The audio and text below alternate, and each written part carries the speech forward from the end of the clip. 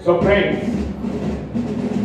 आत्मनिर्भर बनने की क्षमता वास्तव में हर व्यक्ति में होती है, परंतु बहुत कम लोग ऐसे होते हैं जिन्हें अपने ऊपर विश्वास हो, दूसरों का सहारा ढूंढना तो उनकी आदत से बन जाती है।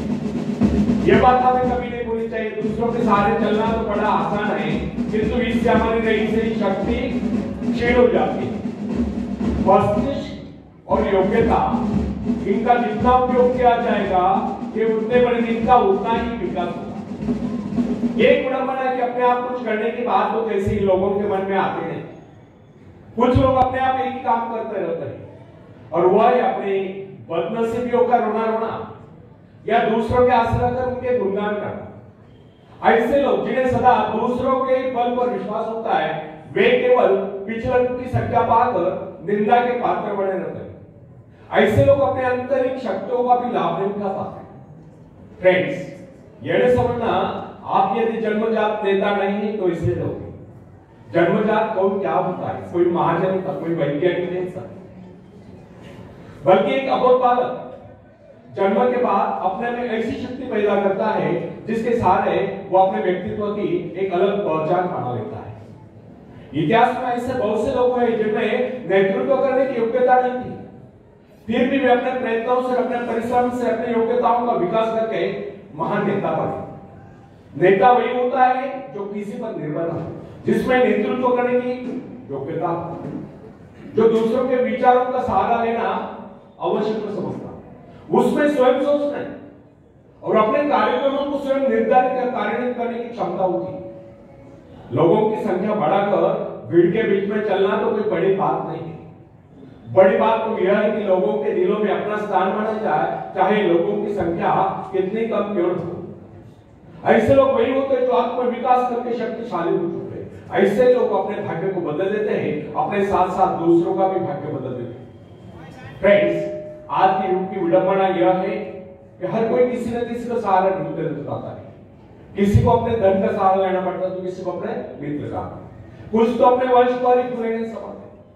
ऐसे तो बहुत ही कम लोग होते हैं जिन्हें अपने ऊपर पूरा विश्वास हो। दूसरों की शक्ति पर जीने वालों का एक मनोविज्ञान यह भी होता है कि ऐसे लोग सदैव किसी न किसी का दोष ठहराकर अपना पक्ष बचाने के अवसर ढूंढा करते हैं। वास्तविकता यह है, इस प्रकार की आदत कायर प्रवृत्ति की परिचायक है। आत्मनिर्भर बनिए, आत्मनिर्भर बनने की आदत डालिए। आदत का आरंभ उस समय होता है जब एक बच्चे को उसका पिता कोई विशेष कार्य करने को कहता है, तब वो संतुष्ट नहीं होता, लेकिन जब वो अपने ढंग से उसी कार्य को करता है, उसे पूरा करने के लिए संघर्ष कर विजय प्राप्त करता है, तो उसके चेहरे पर खुशियों की लहरें तिरकते नजर आती है। इस प्रकार की विजय की भावना उस बालक को शक्तिशाली बनने का एहसास दिलाती है। फ्रेंड्स, स्कूल की शिक्षा या कॉलेज की शिक्षा केवल व्यक्ति की व्यवहार कुशलता और योग्यताओं की वृद्धि नहीं करती, यह तो व्यक्ति के हाथ में औजार थमा देती है। इस औजार का सही इस्तेमाल करना आदमी को स्वयं ही सीखना पड़ता है।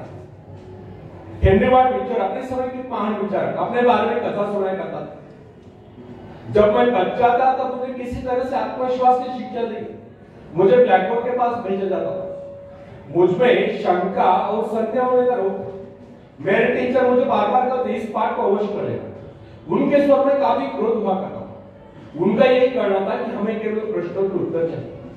यद्यपि उन शिक्षकों का यह व्यवहार कठोर ही प्रतीत होता था, किंतु इतने सारे बच्चों को सीधी राह पर लाने के लिए उनका यह व्यवहार उचित ही था। और इस व्यवहार का नतीजा था कि 1 मास से भी कम समय में विधि ने मैं उन सभी सवालों के जवाब निकलने लगा जो मुझे सबसे कठिन लगता था। एक दिन मुझे ब्लैक बोर्ड पर एक सवाल हल करने को कहा। जैसे मैंने सवाल हल किया, टीचर बड़े कठोर अंदाज में बिल्कुल अब मेरे पश्चात उन्होंने किसी दूसरे छात्र को बुलाकर उसी सवाल को हल करने को कहा। उसने उसी तरीके से सवाल हल किया जिस तरीके से मैंने किया था। मेरा उसका जवाब नहीं था। फिर टीचर उसकी पीठ थपथपा पकड़ बोले, शाबाश, तू तो इस सवाल को हल करने में सफल हो गया। अब मुझसे राने गए। मैंने तुरंत ही खड़े होकर पूछा, टीचर, यदि इसका मेरा जवाब है, सुलझाने का तरीका है, फिर आपने मुझे डांट कर गलत क्यों कहा? तब टीचर बोले, यह बात तूने पहले क्यों नहीं कही जब मैंने तुझे गलत कहा? फ्रेंड्स, केवल पाठ को याद करने से कोई मतलब नहीं। हमारे भीतर ये विश्वास होना चाहिए कि जो कुछ हमने याद किया उसे कोई काट नहीं सकता। इसे ही आत्मविश्वास होता है, और जिनमें ये आत्मविश्वास होता है वही तर्क दे सकता है, वही बस है कि चर्चा कर सकता है। लेकिन जिसे स्वयं अपने ऊपर विश्वास न हो वो क्या तर्क करेगा? उसके तो अच्छे कार्यों को भी अगर हमने गलत कहा तो उसे यही समझ लेना होगा, हो सकता है वो गलत हो। फ्रेंड्स, मनुष्य को भ्रम होता है कि अकेले काम करने से अच्छा किसी दूसरों की सहायता लेकर काम करना होता है। लेकिन अपने ऊपर विश्वास करके पूरी लगन से अगर कार्य को किया जाए तो उसमें सफल होने की आशा दोगुनी हो जाती है। हर महत्वाकांक्षा का अर्थ होता है अपनी शक्तियों का परीक्षण करना, लेकिन दूसरों की नकल करना, दूसरों पर निर्भर रहने से व्यक्ति में दुर्बलता ही तो आती है। शक्ति तो हमारे स्वयं के मेहनत करने से आती है।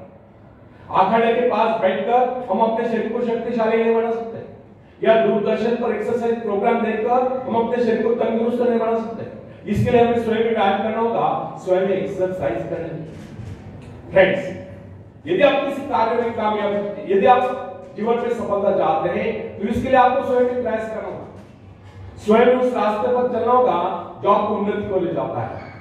और वो रास्ता है आत्मविश्वास का। अपनी शक्ति को पहचान कर आप सफलता प्राप्त कर सकते हैं, या अपनी योग्यताओं को पहचान कर आप सफलता प्राप्त कर सकते हैं। मगर यदि आप ये सोचते हो कि संसार में कोई दूसरा व्यक्ति काम कर रहे हैं और सफलता हमें मिले, तो ऐसा नहीं सोच सकते। जो लोग बच्चों को इस प्रकार जीवन क्षेत्र में उतरना चाहते हैं, वे बिना किसी संघर्ष के, बिना कोई कष्ट उठाए आगे बढ़े, तो वे उनकी राह में कांटे बिछाते हैं। संतान को ऐसा बनाना कि वह किसी भी प्रकार के संघर्ष का सामना करने में अयोग्य हो, तो इसका सीधा अर्थ यह हुआ कि वे लोग अपनी संतान का भविष्य शुरू से बिगाड़ रहे हैं। संतान को सुख और ऐश के झूले में झुलाने वाले माँ बाप संतान के सबसे बड़े दुश्मन होते हैं। दूसरों की तो छोड़ो, वे उसे स्वयं को पहुंचाने की जरूरत है, स्वयं को पहुंचाने के कष्ट भी उठाने नहीं देते। बच्चों को भी समझना चाहिए, स्वर्ग जाने की इच्छुक को स्वयं ही मरना पड़ता है। स्वर्ग वही जाएगा जो मरेगा, दूसरा कोई नहीं जा सकता। इसी प्रकार जीवन का संचालन तो वही पाएगा जो अपनी आत्मा की शक्ति को पहचानेगा।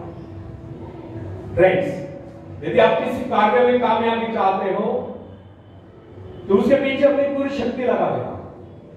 नवयुवकों का या नवयुवकों का स्वभाव होता है सड़ना, सीखना, अनुसरण करना।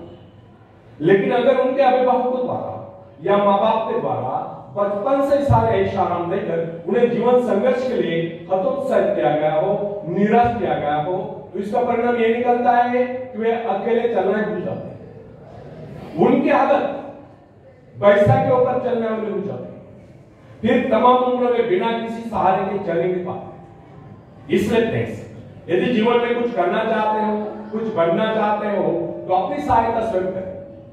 किसी की सिफारिश या प्रभाव से आगे बढ़ने के प्रयत्न आपके भविष्य को नष्ट न करें। स्वयं को इस योग्य बनाओ कि आपको किसी दूसरों से सहायता की आवश्यकता है। अपने भीतर रखा साहस और विश्वास जगाइए। आनंद तो उसी उन्नति में आता है जो स्वयं के द्वारा प्राप्त है। दूसरों के भरोसे, उनकी सहायता से आगे बढ़कर अपने को अपंग बनाने का क्या उपाय हो सकता है? इससे तो मनुष्य की अपनी सारी शक्तियां दम तोड़ देती है, अपनी बुद्धि उल्लंघ जाती है।